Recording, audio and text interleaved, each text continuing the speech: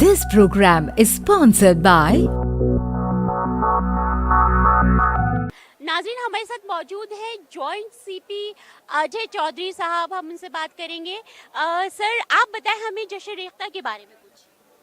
देखिए, जश्न रेख्ता पिछले 5 साल से मनाया जा रहा है और हर बार इसकी पॉपुलैरिटी बढ़ती जा रही है। हज़ारों लोग यहाँ मौजूद हैं जो उर्दू से मोहब्बत करते हैं, और जो उर्दू से मोहब्बत करते हैं वो बिल्कुल ज़रूरी है कि हमारी गंगा जमुनी तहज़ीब से भी मोहब्बत करते हैं और हिंदुस्तान से भी मोहब्बत करते हैं।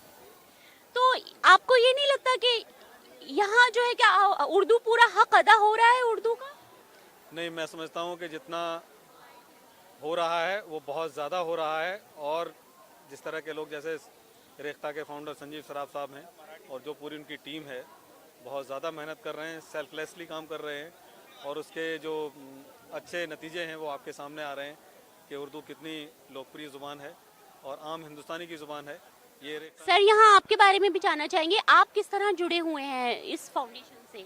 देखिए, मैं सबसे पहले तो अलीगढ़ से जुड़ा हुआ हूँ। मैं अलीगढ़ यूनिवर्सिटी का तालिब इल्म रहा AMU। हूँ, और उर्दू, हिंदी, गंगा जमुनी तहज़ीब, इन सब चीज़ों से हम सबका लगाव है, मोहब्बत है, और हमें अपनी इन अच्छी रिवायतों को, अच्छी ट्रेडिशंस को, अपने कल्चर को, इन तमाम चीज़ों को सहेज कर रखना है और आगे बढ़ाना है।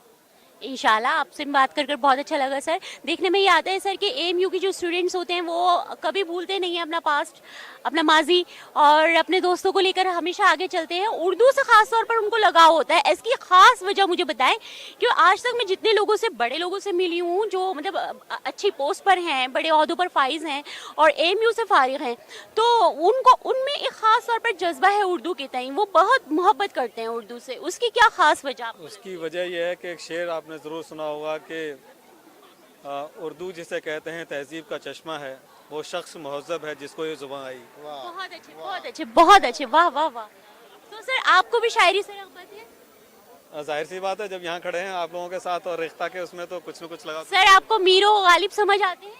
बिल्कुल कोशिश करते हैं, उनको समझना इतना आसान नहीं है जी। लेकिन सर, जिसे शायरी समझनी हो, कहते हैं कि वो जॉन एलिया को पढ़ लें क्योंकि उनकी बहुत आसान और 2 लफ्जों में बात हो जाती है और सीधी और सपाट शायरी करते हैं, और इसी वजह से आज की जो न्यू जनरेशन है वो उर्दू से जुड़ रही है।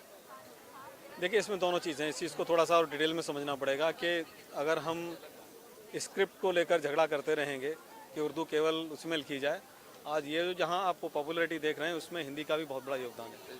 तमाम किताबें, तमाम बड़े शायर जो आम हिंदुस्तानी तक पहुँच रहे हैं वो हिंदी में छप रहे हैं, उसी से लोग समझ रहे हैं, और जो जहाँ मुश्किलात हैं उनको लुगत के माध्यम से, डिक्शनरी के माध्यम से, साथ में गज़लों के साथ उनके जो कठिन शब्द होते हैं उनके अर्थ दिए रहते हैं। तो ये भाषाओं का आदान प्रदान, आपस में मेल जोल, तालमेल, इसमें कभी अंग्रेज़ी भी आ जाती है। तमाम ऐसे लफ्ज़ हैं जो उर्दू और हिंदी के हैं, वो डिक्शनरी, अंग्रेज़ी की डिक्शनरी में भी पहुंच गए हैं। जैसे एक लफ्ज़ है पालकी, तो पालकी आपको इंग्लिश में ऑक्सफोर्ड डिक्शनरी में भी मिलेगा। तो तमाम चीज़ें ये लैंग्वेजेस पे, घबराहट इंग्लिश में भी है, मेडिकल टर्म भी घबराहट है। लैंग्वेजेस में कोई वो नहीं है। तो सबसे बड़ी चीज़ यही है कि उर्दू और हिंदी और किसी भी भाषाओं का कोई बंटवारा नहीं है। यहाँ जश्न रेख्ता में हम जो सबसे खास बात जो है इस प्रोग्राम की, वो हमें यहाँ देखने में मिलती है कि उर्दू को सेलिब्रिटीज के जरिए जोड़ने की कोशिश की गई है। एक आम इंसान के तक उर्दू को पहुंचाने में सेलिब्रिटीज का बहुत बड़ा रोल रहा है, चाहे वो बॉलीवुड के हों, चाहे वो शायर हों, या कोई बड़ी हस्ती हो जिसे उर्दू का शौक़ हो, वो उर्दू के शौकीन उन्हें यहाँ बुलाकर उनसे बात की जाती है। तो ये जो ये सब जहन में आपके कहाँ से आया? ये सब संजीव सर की ही काविशें है या इसमें आप लोगों का भी कुछ हाथ है? नहीं, हम लोग तो देखिए इंतज़ामिया के तौर पे जो मदद हो सकती है एडमिनिस्ट्रेशन की तरफ से, जैसे यहाँ की सुरक्षा है उसका भी मेरे ऊपर जिम्मेदारी है, और जो भी चीज़ें हम कर सकते हैं, हम बहुत से लोग बैकग्राउंड में होते हैं, लेकिन जो रेख्ता के माध्यम से, वेबसाइट के माध्यम से, और हज़ारों जो नौजवान बच्चे जो यहाँ पे दिखाई दे रहे हैं, सबसे बड़ी उम्मीद देश को और समाज को इन लोगों से है। उर्दू वालों के लिए पैगाम लो। सबसे बड़ी बात ये कि इससे एक इत्तेहाद का पैगाम जाता है। बिल्कुल, बहुत ज़बरदस्त। हिंदू मुस्लिम एकता, यूनिटी। और भी यहाँ जैसे नूरा सिस्टर्स परफॉर्म करेंगी, वो पंजाबी में गाती हैं, लेकिन वो अपना फोक भी सुनाएंगी, उर्दू में भी सुनाएंगी, अमीर खुसरो भी सुनाएंगी।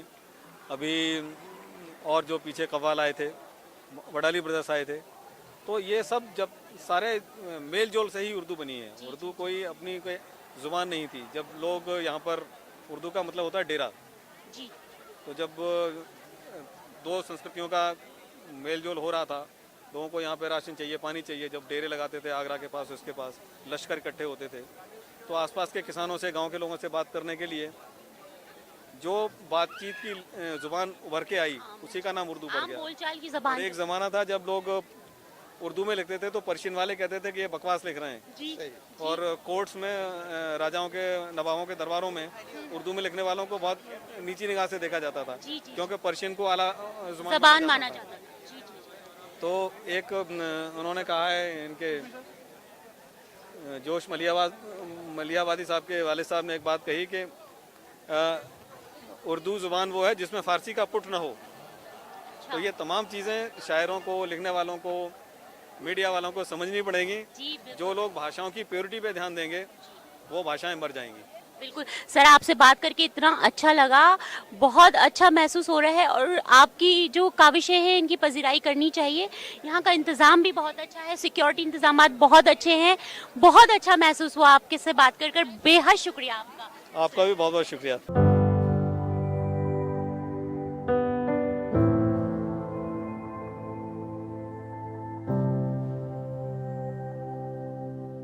This program is sponsored by